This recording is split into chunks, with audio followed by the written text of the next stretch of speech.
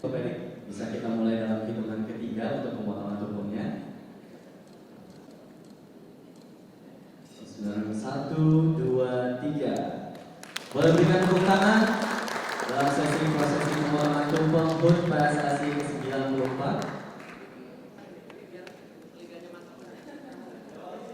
Baik, kami persilakan pada rekan-rekan media. Pada Bapak Rektorin, Bapak Zainuddin Amali dan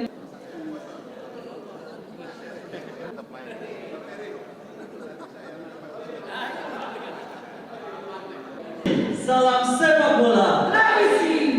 Luar biasa, boleh berikan tepuk tangan untuk para legenda timnas Indonesia. Seperti saya sudah sampaikan berulang kali, memang kan dalam pembenahan transformasi sepak bola yang dilakukan saya, Waketum, ya di sini ada Pak Zainuddin dan Ibu Ratu Tisa, Sekjen dan para exco, ya tidak mungkin transformasi itu langsung jalan gitu, kan itu perlu waktu, ya dan tidak mudah. Makanya selalu saya bilang pasti ada langkah demi langkah yang setiap tahunnya kita lakukan dan kita juga koreksi ataupun kita intervensi.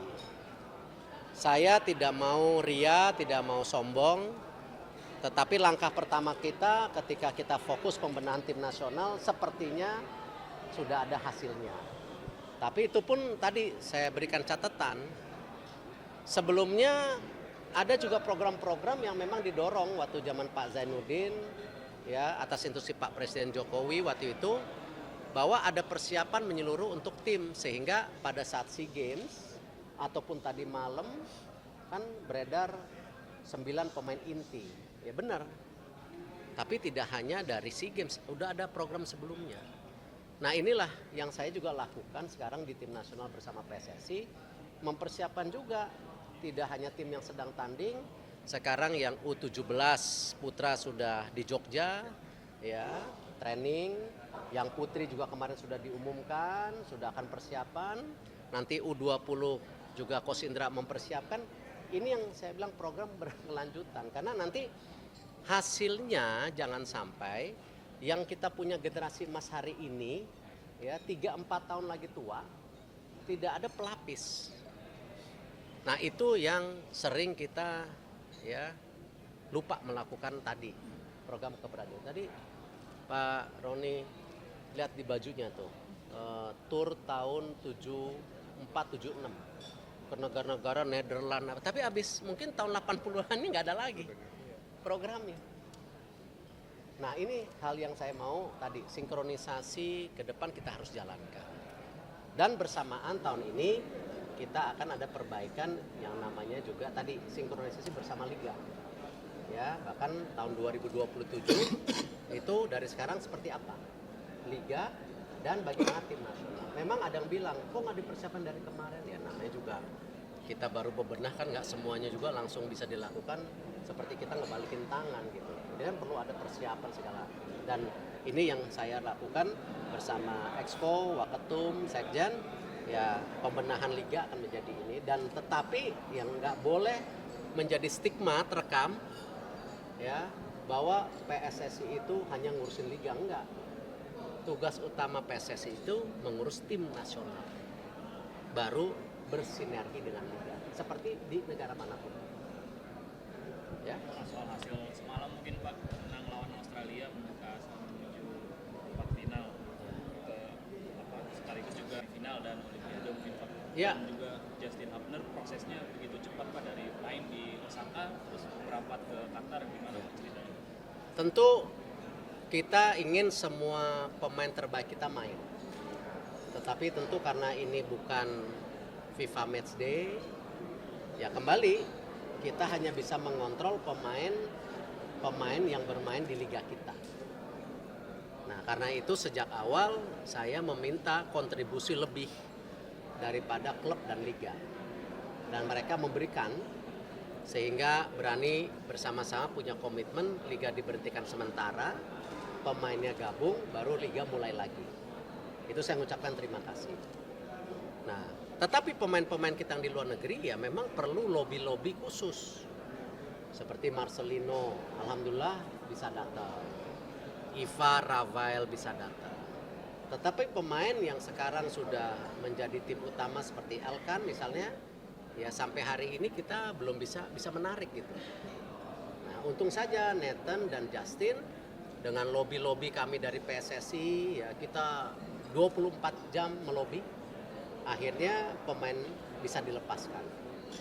Tetapi ini loh yang saya mau kasih catatan, bahwa pemain Indonesia yang di Amerika atau di Eropa atau di benua Asia lain pun jangan pernah juga nanti dipikirkan itu setengah Indonesia.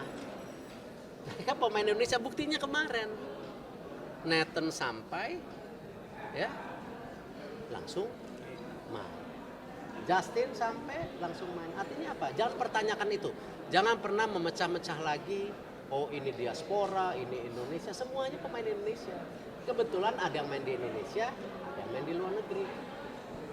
Nah, jadi saya sih melihat ya ini komitmen semua. Jadi bukan hanya saya pribadi, semua dari PSSI, klub, liga, para pemain yang kemarin juga ketika lawan Qatar kita sudah dipukulin ya.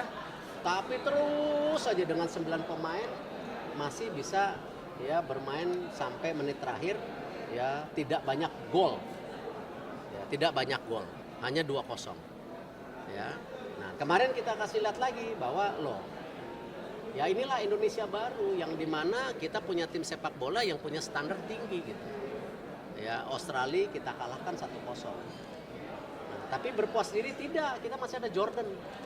Targetnya apa? Ya menang lagi maunya. Baru kita bicara masuk 8 besar.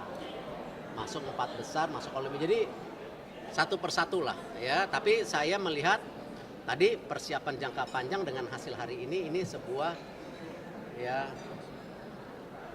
program yang berkelanjutan yang tidak bisa dipisahkan. Kalau Bapak melihat Jordania gimana Pak? Jordania kemarin cuma kalah 2-1 dan Qatar menang di menit akhir. Ya saya sih tetap optimis ya, tim Indonesia yang sekarang ini sudah standar Asia Tenggara bahkan Asia. Pak Erik, izin Pak terkait makna 94 tahun buat PSSI ini Pak, kembali lagi Pak, seperti apa Bapak menyikapi hari ulang tahun ini Pak? Ya 94 tahun ini ya jangan hanya selebrasi 94 tahun, saya sudah interview dengan semua media. Tentu di zamannya saya sekarang saya ingin persiapkan yang namanya sistem fondasi dan tentu siapapun leadership yang masuk dia sudah punya hal yang progresif untuk kedepannya ya. Dan saya rasa kalau nanti Allah memberikan kesempatan kita masuk Olimpiade, masuk Piala Dunia 2026, saya rasa Allah baik banget sama kita karena sebenarnya program kita ke FIFA itu ya itu sampai 2045 planningnya. Kita baru punya planning masuk Piala Dunia 2036 waktu itu. Jadi kalau tiba-tiba Allah Indonesia ini kita kasih kesempatan 2026 masuk, alhamdulillah. Gitu. Tentu ini yang menjadi doa khusus. Ya, pokoknya kita persiapkan.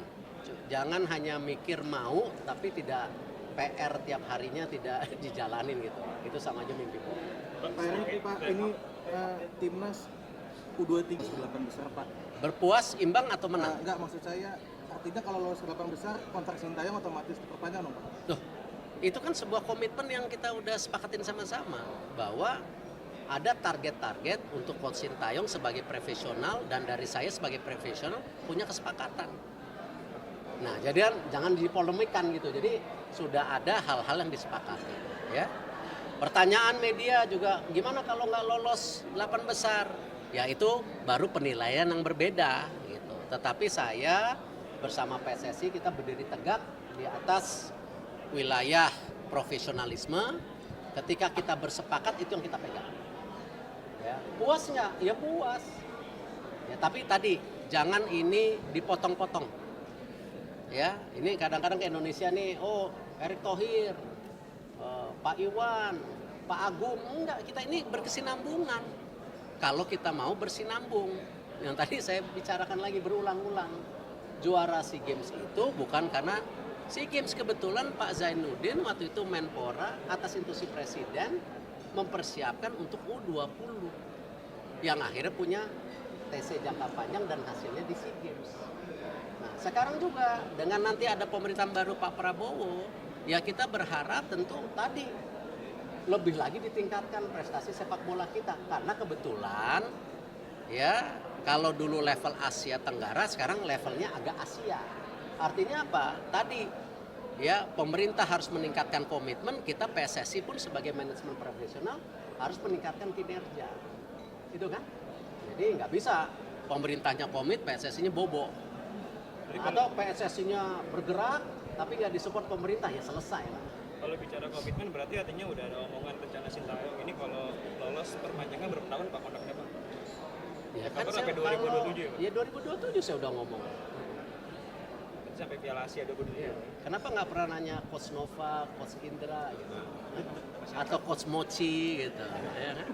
Pak Erik, Pak, Jadi saya dalam perjalanan saya kemarin ketemu Mr. Moratti, saya say hi sebagai dua sahabat yang pernah jadi presiden Inter Milan dan juga pernah menjadi partner. Saya juga bicara dengan beliau bagaimana sepak bola di Italia, sepak bola di dunia, pandangannya dia. Dia memuji ya perkembangan sepak bola Indonesia menarik diperhatikan. Lalu saya juga ketemu Andrea, pemilik Leeds United dan sekarang pemilik juga Sampdoria, menyatakan yang sama bahwa menarik diantisipasi apalagi sekarang banyak banyak pengusaha Indonesia memiliki klub di luar negeri. Jadi apa yang dilakukan Erick Thohir berapa belas tahun yang lalu, ya alhamdulillah makin banyak ya, alhamdulillah kan bagus. Ya, grup keluarga Hartono memiliki Como. Ya, kemarin Pak Sihar saya cek di klub di Drenthe di Belgium kalau nggak salah. Ini kalau klubnya Pak Sihar naik ke Liga 1 Belgia, oh alhamdulillah kita bisa pakai platform. Ya, saya masih ada di Oxford, keluarga Bakri juga masih ada di Brisbane. Ya siapa tahu ini bisa menjadi channeling juga para pemain kita untuk mulai berkarir tapi sebagai pemain inti, bukan pemain cadangan. Nah ini kita akan ngomongin, saya udah telepon Pak Nirwan, saya udah telepon grup Jarum, saya udah telepon Pak Victor dari grup Jarum, saya udah telepon juga Pak Sihar untuk juga nanti duduk bersama PSSI kita coba bersinergi. Nah ini yang kita omongkan gitu ya. Nah, sama kayak Emil, saya bicara bahwa kita tetap terbuka tapi kita tidak mau tentu istilahnya memaksakan karena tadi yang teman-teman sudah tanya, Justin mendarat langsung main, Nathan ya datang langsung main. Artinya apa? Tidak ada pemaksaan. Mereka langsung main dengan resiko cedera, tapi mereka yang mau membela merah putih. Nah itu aja. Itu yang kita harapkan. Dan silakan cek para pemain yang ada di tim nasional ini, ya jangan ada stigma pemain bayaran. Bahwa mereka semua memang tadi mau bela merah putih. Ya bisa disaksikan di administrasi PSSI tidak ada uang-uang. Ya semua transparan, semua mereka ingin membela merah putih. Tetap berjalan. Jadi protesnya ditolak. Ivar dihukum bermain sekali. Sananta dihukum 2 kali tidak main. Itu hasilnya. Hah? Salah satu nanti tanggal 21 pagi saya akan interview beberapa dirtek di Doha. Di Doha Pak? Ya. Berapa orang beberapa jam? Ada 3, kan kebetulan ada yang dari Eropa jadi lebih dekat. Kalau ke sini jauh. Oke? Pak Erik, satu lagi buat Ya kalau dugaan ya silakan, tapi kan dugaan itu perlu dibuktikan. Seperti kemarin Persik melaporkan ke Satgas, saya sebagai ketua PSSI juga mengirim surat ke Komdis. Ya, agar ini terpadu gitu, jangan nanti terbelah-belah. Ya, dan saya pastikan juga kemarin dengan komite perwasitan, saya sudah bicara dengan Mr. Ogawa, dengan Pratap dan seluruh, ada Pak Rudi, Pak Jimmy, Pak Purwanto, dan saya juga bicara sama Pak Zainuddin, Bu Ratu Tisa, Pak Sekjen, kita akan lakukan pengawasan, ya termasuk perwasitan. So far, ya sementara, ya kita bukan melindungi wasit, yang salah-salah. Dari sisi perwasitan tidak ada hal-hal yang patut dicurigai dengan semua rekaman yang sudah ditonton oleh Pratap, silakan tanya, itu ada konsultan. Ya, dengan ini belum ada. Nah, ini videonya masih terus dicek. Saya tidak tahu di wilayah lain. Ya. Saya tidak melindungi wasit, tapi kita harus bicara wasit salah, benar-benar. Ya, kita nggak boleh ngorbanin karir orang.